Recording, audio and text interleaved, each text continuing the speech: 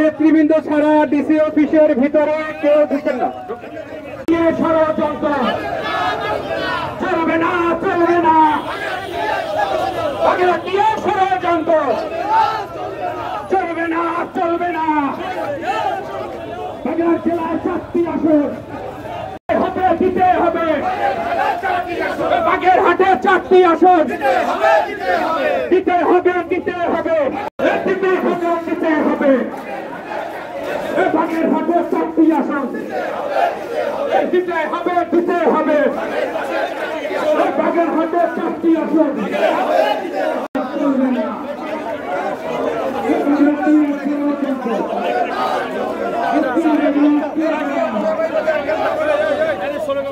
সবাই স্লোগান দাও।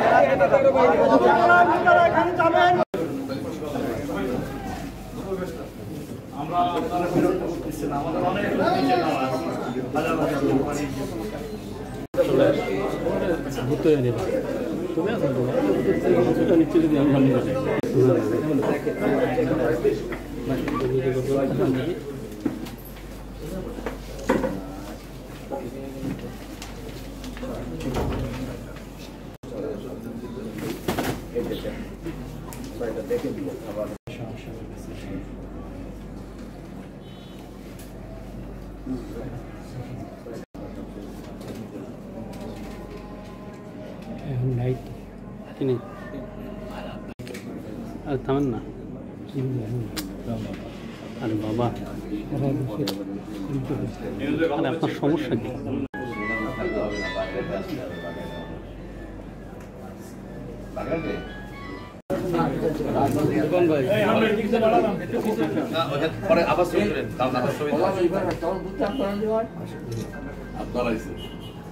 হাত আসবে ছবি আসবে।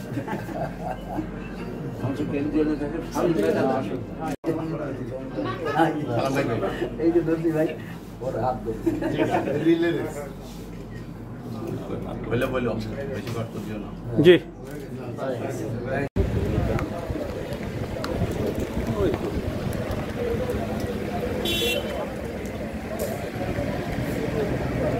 মনিবার বক্তব্য। হ্যাঁ, আচ্ছা।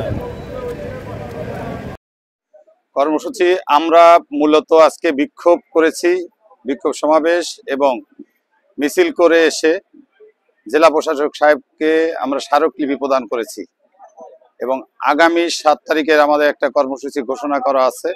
ঢাকায় আমরা মানববন্ধন করব এবং প্রধান নির্বাচন কমিশনার বরাবরে আমরা আবেদনপত্র দাখিল করব এই বিষয়ে। কারণ যেহেতু সরকারের ইলেকশন কমিশনের পক্ষ থেকে বলা হয়েছে 10 তারিখের ভিতরে আবেদন করলে শুনানি হবে, যেহেতু এটা প্রাথমিক পর্যায়ে, আমরা আশা করছি 10 তারিখের শুনানিতে আমরা আমাদের কাঙ্ক্ষিত 4টি আসন আমরা ফেরত পাবো।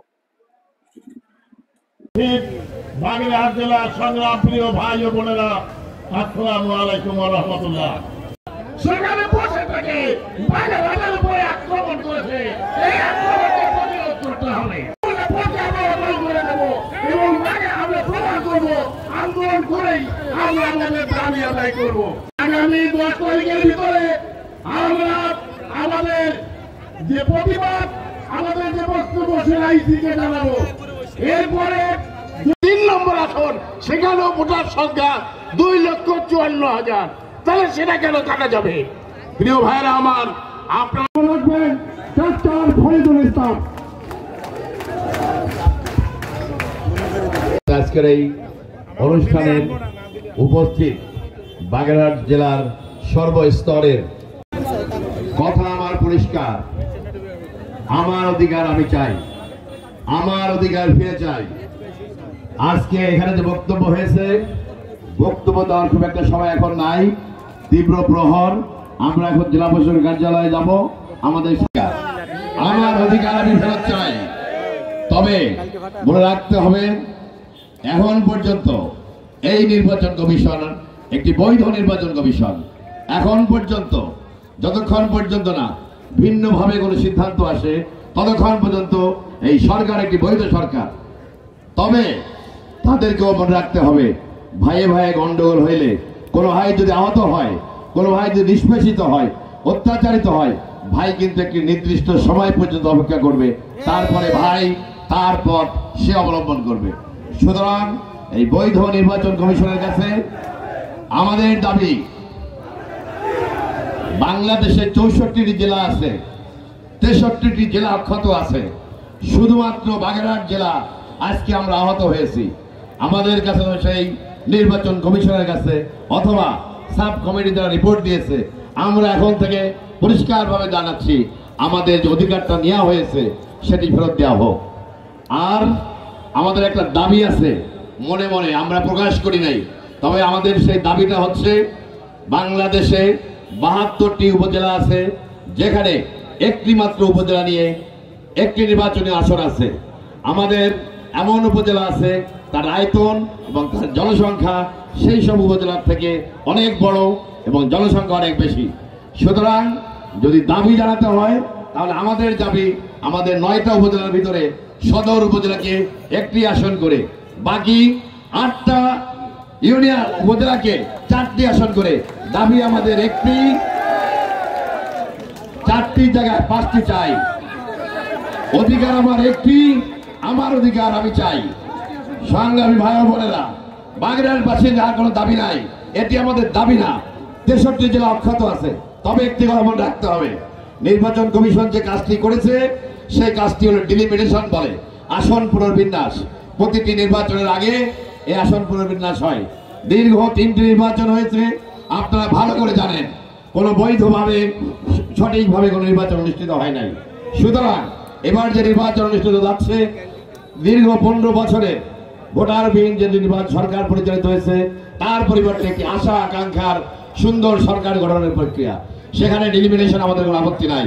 আমরা বাগেরহাটবাসী মনে করি আমাদের অধিকারটি ছিনিয়ে নেওয়া হয়েছে। অনুগ্রহপূর্বক আমরা সকল তথ্য উপাত্ত দিয়ে সহযোগিতা করব। যেভাবে করা হয়েছে নির্বাচন কমিশনের সাথে আমাদের কথা হয়েছে, আমরা তাদেরকে আশ্বস্ত করেছি আপনাদের হিসাব নিকাশ হয়তো কোথাও ভুল থাকতে পারে, আমরা আমাদের হিসাব নিকাশ দিব, আমরা উপস্থাপন করব।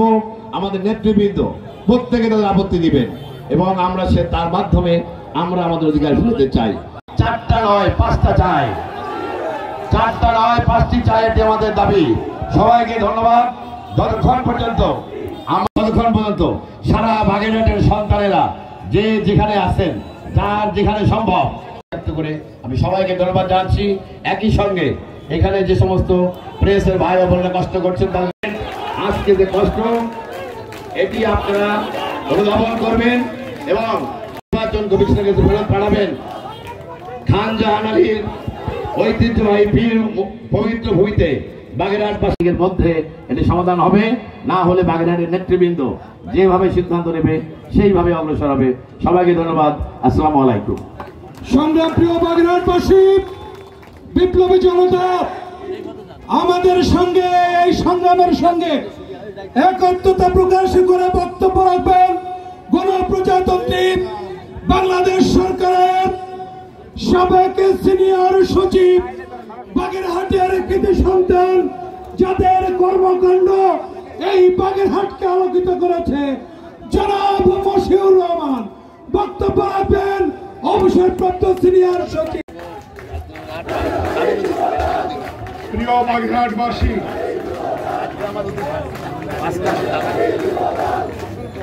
বাগেরহাট থেকে একটি সংসদীয় আসন বিলুপ্ত করার প্রচেষ্টা পুনর্বিন্যাসে আহত এই সভায় উপস্থিত আপনাদের সকলকে আমি আন্তরিক কৃতজ্ঞতা জানিয়ে বাগেরহাট 4 আসনটি 1970 সাল থেকে এ পর্যন্ত বলবৎ ছিল। হয়তো এমন হতে পারে কারিগরি কমিটি এই আসনটি কেড়ে নেওয়ার প্রচেষ্টার মাধ্যমে আমরা আমাদের দাবি আরো একটি আসন বৃদ্ধি করে দিলাম। এখন আমাদের স্লোগান 4টি নয়, বাগেরহাটে জাতীয় সংসদের আসন হবে 5টি। ভাইয়েরা আমার, আপনারা জানেন অথবা শুনেছেন 5ই আগস্ট স্বৈরাচার পতনের পর থেকে আপনারা আমার কাছে অথবা ছোট ভাই ফরিদের কাছে যে ধরনের উন্নয়নমূলক কাজের কথা বলছেন আমরা কিন্তু চেষ্টা করছি এবং আমার মনে হয় 70-80% ক্ষেত্রে আমরা সফলতা অর্জন করেছি। আর এই যে ব্যাপারটি আমরা গতকাল আমার নির্বাচন কমিশন সচিবের সাথে কথা বলার সুযোগ হয়েছিল। আমি তাকে জিজ্ঞাসা করলাম, আপনারা কেন বাগেরহাট 4 আসনটি কেটে দিলেন, অন্য একটি আসন পুনর্বিন্যাস কেন করলেন? উনি যে যুক্তি দিয়েছেন, এ যুক্তি কথার কথা বলে মনে হয়েছে। আমি তাকে বললাম, অন্য অন্য জায়গায় যেমন নড়াইলে, যশোরের অভয়নগরে যে আসন রয়েছে সেখানে ভোটার সংখ্যা জনসংখ্যা উভয়ই কম রয়েছে। উনি বললেন, আপনারা একটি দরখাস্ত করুন, 4-5টি দল দিয়ে 4-5টি দরখাস্ত করলে আমরা এটা পর্যালোচনা করে দেখব। প্রিয় ভাইয়েরা, আমরা কোনো হঠকারী সিদ্ধান্তে যাব না।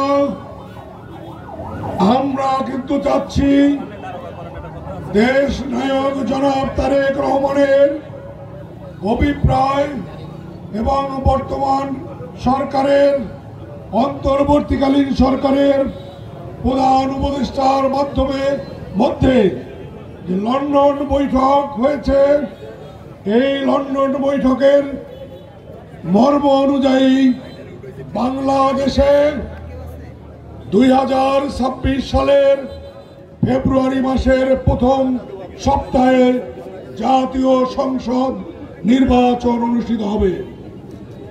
আমরা যেমন আন্দোলন করব তেমনি নির্বাচনের প্রস্তুতি নিব। আমাদের আন্দোলনের জন্য নির্বাচন পিছিয়ে যাবে, কোন তৃতীয় পক্ষ সুযোগ নিবে, আমরা কিন্তু এটা চাচ্ছি না। আমরা আন্দোলন করব, আন্দোলন করে আমাদের দাবি আদায় চেষ্টা করব। একই সাথে আগামী ফেব্রুয়ারি মাসের প্রথম সপ্তাহের মধ্যে আমরা একটি অবাধ, সুষ্ঠু, নিরপেক্ষ নির্বাচনের চেষ্টা চালিয়ে যাব। ভাইয়েরা আমার, বিষয়টি আমি 2টি ভাগে ভাগ করব। একটি হলো রাজনৈতিক, আর একটি হলো আমলাতান্ত্রিক। আপনারা জানেন নির্বাচন কমিশন একটি সাংবিধানিক প্রতিষ্ঠান, তারা স্বাধীনভাবে কাজ করে যাচ্ছে। কাজেই নির্বাচন কমিশন নিয়ে আমরা এই মুহূর্তে এমন কোনো বক্তব্য দিব না যাতে তারা কষ্ট পায়। বিশ্বাস করি একটি স্বৈরাচারী সরকারের পতনের পরে বাংলাদেশ সরকার যারা দায়িত্ব পালন করছেন, আমরা বিশ্বাস করি তারা ভালো নিয়তেই তারা দায়িত্ব পালন করছেন। কিন্তু আমাদের মনে হয় যদি আমরা আপনাদের কাছে দাবি পেশ করতে চাই, আপনাদের কাছে আশা রাখি আগামী দিনে বাগেরহাটের এই 4টি আসনের পরিবর্তে আমরা মনে করি বাগেরহাটের যে প্রত্যন্ত অঞ্চল আপনারা দেখেছেন মোরেলগঞ্জ, আজকের এই যে বাগেরহাট 4 একটা এমন ইউনিয়ন রয়েছে, 16টি ইউনিয়ন নিয়ে এমন সেখানে একটা আসন করার মতো জায়গাও সেখানে রয়েছে। আজকে শরণখোলায় দেখেছি 4টা ইউনিয়ন, বিশাল ইউনিয়ন। সুতরাং এটা ভৌগোলিক দিক থেকে আজকে 4টির পরিবর্তে যে 5টির কথা বলা হয়েছে, এটা আমরা মনে করি অত্যন্ত যৌক্তিক দাবি। আসুন আপনারা এই নির্বাচন কমিশনের বিষয়টি অবশ্যই তারা উপলব্ধি করবেন, যৌক্তিক সিদ্ধান্ত তারা গ্রহণ করবেন, এই আহ্বান রাহমাতুল্লাহ। আপনাকে স্মরণ করে দিতে চাই, বাগেরহাটের মানুষ পারে না এমন কোনো কাজ নাই। 5টি আসন দেওয়ার জন্য প্রস্তুত থাকেন। বক্তব্য রাখবেন বাংলাদেশ জাতীয়তাবাদী দল কেন্দ্রীয় সংসদের গবেষণা বিষয়ক সম্পাদক, মাটিয়া মানুষের নেতা, রামপাল বগুড়ার প্রাণের মানুষ, জনমানুষের নেতা পৃথিবীর সাবিরুর রহমান সাবেক। 2 জন কৃতি সন্তান সাবেক সিনিয়র সচিব আজকের এই বাগেরহাটের গণ দাবিতে গঠিত এই আন্দোলনের সাথে সংহতি প্রকাশ করে এই মঞ্চে বক্তব্য রেখেছেন এই বরেণ্য 2 জন সাবেক সচিবকে আমি ধন্যবাদ কৃতজ্ঞতা জানাই, ডক্টর মশিউর রহমান এবং ডক্টর ফরিদুল ইসলাম বাবলু। প্রিয় বন্ধুরা আমার, দীর্ঘক্ষণ আমাদের নেতৃবৃন্দ বক্তব্য রেখেছেন, আমি শুধু 2-1টি কথা বলতে চাই। এই বাগেরহাটের 4টি সংসদীয় আসন 1970 সাল থেকে ঐতিহাসিকভাবে বিদ্যমান রয়েছে। অতীত ঐতিহ্য, গৌরব এবং ইতিহাসকে ধারণ করে আছে এই বাগেরহাটের জেলা। পীর খানজান আলী আজ থেকে 600 বছর আগে ধর্ম প্রচারক হিসেবে, বীর মুজাহিদ হিসেবে আমাদেরকে শিক্ষা দিয়েছেন কিভাবে লড়াই সংগ্রাম করে দাবি আদায় করতে হয়। এই তার স্মৃতি বিজড়িত পুণ্যভূমি হল বাগেরহাটের পুণ্যভূমি। প্রিয় বন্ধুরা আমার, আজকের এই সিসি রাতের অন্ধকারে কারোর সাথে কোনো আলাপ আলোচনা না করে আরপিও রয়েছে নির্বাচন কমিশনের জনপ্রতিনিধিত্ব আইন, সে আইনে সংবিধান বর্ণিত রয়েছে গণশুনানি। এই ধরনের পরিবর্তন আনতে গেলে অবশ্যই সেখানে গণশুনানির প্রয়োজন রয়েছে, রাজনৈতিক নেতাদের মতামত দেওয়ার প্রয়োজন রয়েছে, সুশীল সমাজের মতামত দেওয়ার প্রয়োজন রয়েছে। কিন্তু আমরা দেখলাম এই নির্বাচন কমিশন কার উদ্দেশ্যে, কাকে খুশি করার জন্য 64টি জেলা রয়েছে সেগুলোকে বাদ দিয়ে গোপালগঞ্জ, কিশোরগঞ্জ আওয়ামী লীগের অধ্যুষিত জেলা রয়েছে সেগুলোকে বাদ দিয়ে খানজান আলীর পুণ্যভূমি বাগেরহাটকে টার্গেট করে এই বাগেরহাটের মানুষের অধিকার, মৌলিক অধিকারকে ছিনিয়ে নিয়েছেন, সাংবিধানিক অধিকারকে ক্ষুণ্ণ করেছেন। এই নির্বাচন কমিশনকে এই অধিকার কে তাদেরকে দিয়েছে আমি জানতে চাই। তাদের কোনো নৈতিক অধিকার নেই। এই জনগণের অধিকার হরণ করার জন্য আপনারা কি সাংবিধানিক দায়িত্ব পালন করছেন? এই অধিকার রাষ্ট্র সংবিধান আপনাদেরকে দিয়েছে, জনগণ কি দিয়েছে? বাগেরহাটের মানুষ, আবাল বৃদ্ধ জনতা, লক্ষ লক্ষ মানুষ আপনাদের এই সিদ্ধান্তের তীব্র নিন্দা, প্রতিবাদ, ধিক্কার এবং আপনাদের দিকে থুতু নিক্ষেপ করেছে। প্রিয় বন্ধুরা আমার, আজকের এই বাগেরহাট দ্বিতীয় সমুদ্র বন্দর দাঁড়িয়ে রয়েছে 75 বছরের ইতিহাস মংলা বন্দর। 1950 সালে ব্রিটিশ রণতরী বাণিজ্যিক জাহাজ এই চাল্লা বন্দরে এসেছিল এই মংলা পোর্টে। তার বয়স আজকে 75 বছর। আমাদের জাতীয় অর্থনীতির লাইফ লাইন হলো আমাদের দ্বিতীয় সমুদ্র বন্দর। আমাদের এই যে ইউনেস্কো ঘোষিত সুন্দরবন বিশ্বের সর্বশ্রেষ্ঠ ম্যানগ্রোভ অঞ্চল, আমাদের মৎস্য আহরণ, চিংড়ি হিমায়িত শিল্পের 75% বিদেশে রপ্তানি আয় বাংলাদেশ বাগেরহাট জেলা বহন করে। আমাদের শ্রমজীবী মানুষ, কৃষকজীবী মানুষ, তারা দুর্গম এলাকা হেঁটে পরিশ্রম করে তারা জাতীয় অর্থনীতিতে যোগান দিয়ে যাচ্ছে। অথচ গত 17 বছর বৈষম্য, নিপীড়ন, নির্যাতন এবং বৈষম্যের শিকার হয়েছে উন্নয়ন, উৎপাদন এবং কর্মসংস্থানের দিক থেকে। 17 বছর ফ্যাসিস্ট সরকার আমাদেরকে শোষণ করেছে, রক্ত শোষণ করেছে বাগেরহাটকে। আমরা দেখছি সেই প্রেতাত্মা আজকে নির্বাচন কমিশনের উপর ভর করেছে। বাগেরহাটবাসী জানে নির্বাচন কমিশনের ধারে থেকে কিভাবে ভূত চালাতে হয়, বাগেরহাটবাসী সেটা জানে। খানজান আলী সেটা আমাদেরকে শিখিয়ে দিয়েছে। আজকের যে আন্দোলন সূচিত হয়েছে বাগেরহাটের 9টি উপজেলায় এবং 3টি পৌরসভায় আপনাদের বিরুদ্ধে এই নির্বাচন কমিশনের সিদ্ধান্তের বিরুদ্ধে মানুষ হুঁশে ফেঁপে উঠেছে, তারা আন্দোলন সংগ্রাম করছে। আপনাদের কুশপত্রিকা প্রতিটি উপজেলায় প্রতিটি ইউনিয়নে দাওয়া করা হচ্ছে। আজকে যদি আপনারা এই সিদ্ধান্ত পরিবর্তন করে বাগেরহাটের 4টি সংসদীয় আসন ফিরে না দেন, যে কোনো আন্দোলন সংগ্রামের মধ্য দিয়ে এমন তীব্র থেকে তীব্রতর হবে বাগেরহাটবাসীর আন্দোলন। এই আন্দোলন ঠেকানোর প্রতিরোধ করার কোন শক্তি আপনাদের নাই। চলন করতে চায়, খবরদার আগুন নিয়ে ছেলেমেয়ে খেলবেন না। আপনাদের বিরুদ্ধে আমাদের বাগেরহাটবাসীর হুঁশিয়ারি, এখনো সময় আছে, আমরা তছনছ করে দেবো, ঘুরাই দেবো। ব্যক্ত করে আগামী দিনে কর্মসূচি পালন করবেন, আপনারা রাজপথে থাকবেন, এই আশাবাদ ব্যক্ত করে সবাইকে ধন্যবাদ জানিয়ে সবাই। এখন আমাদের শেষ বক্তা আজকে সবার বিভিন্ন স্তরে জনগণের যে আজকে বাগেরহাট 4 আসনকে কেটে 3 আসনে করেছে, তার বিরুদ্ধে প্রতিবাদে আপনাদের সবাইকে আমরা ধন্যবাদ জানাচ্ছি যে আপনারা সবাই একতাবদ্ধ হয়ে এই প্রতিবাদ করতে এসেছে। ম্যানগুলো ফরেস্ট করেছে, অন্যান্য অনেক কিছু রয়েছে। এটা যারা করেছে আসন থাকবে। আমরা আশ্চর্য হয়ে যাচ্ছি যে পাশেই আছে আপনার মেহেরপুর, গাংনী, অথচ বাগেরহাটে আমাদের প্রত্যেকটি আসনে 2.5 লক্ষর উপরে ভোট রয়েছে। কি কারণে, কি ষড়যন্ত্রে এই আসন সংকুচিত করা হলো, আমরা এর তীব্র প্রতিবাদ জানাচ্ছি, নিন্দা জানাচ্ছি, ক্ষোভ প্রকাশ করছি। আপনাদের আর আগামী যে কর্মসূচি আসবে, আপনারা সবাই যেন আরো সক্রিয় অংশগ্রহণ করে আমাদের প্রমাণ করেন, এই জানাই আমরা আমার বক্তব্য শেষ করছি এবং এখানে আজকের এই ধন্যবাদ সবাইকে।